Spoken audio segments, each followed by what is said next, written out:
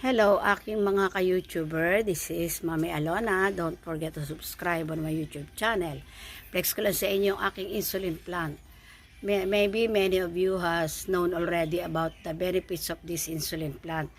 Magngunguya ka lang daw nito ng 3 leaves a day. Mababa daw ang blood sugar nyo. And for added information, Google nyo kay Papa. Kay Papa Google pala.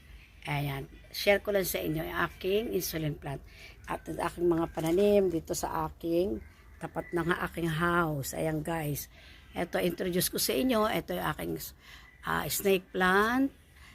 I don't know the name of this. This is Mayana, different varieties.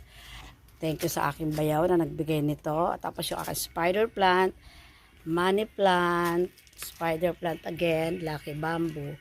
Ayan guys, ito, snake plant, ibang variety naman. At itong lucky